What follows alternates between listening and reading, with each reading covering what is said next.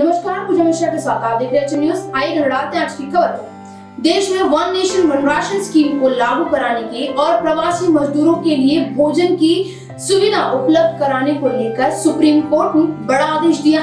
शीर्षक अदालत ने मंगलवार को कहा कि राज्य सरकार को कम्युनिटी चेन चलानी चाहिए ताकि कोरोना में काम करने वाले और प्रवासी मजदूरों का पंजीकरण संकट रहने तक उन्हें भोजन की सुविधा उपलब्ध हो सके।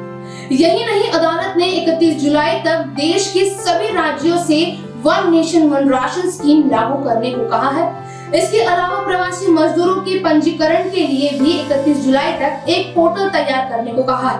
जस्टिस अशोक भूषण और MR शाह की बेंच ने कहा कि केंद्र सरकार को एक पोर्टल तैयार करना चाहिए ताकि असंगठित क्षेत्र में काम करने वाले प्रवासी मजदूरों का पंजीकरण हो सके।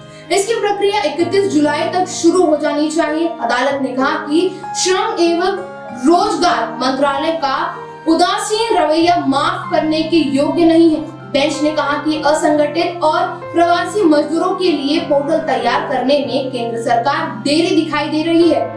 वह उन लोगों के अधिकारों को लेकर चिंतित नहीं है। इसके अलावा केंद्र सरकार को राज्यों के अतिरिक्त राशन मुहैया कराने के आदेश दिए गए। बता दें कि one nation one ration scheme के तहत देश में तमाम प्रवासी मजदूरों को सुविधा मिलेगी।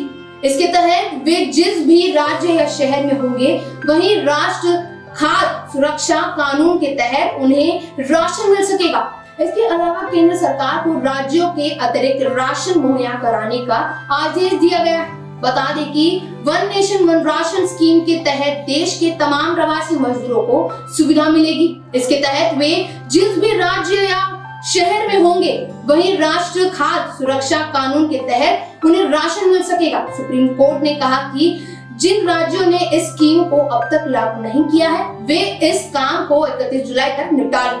तो ये थी हमारी आज की खास खबर। बने रहिए न्यूज़ के साथ।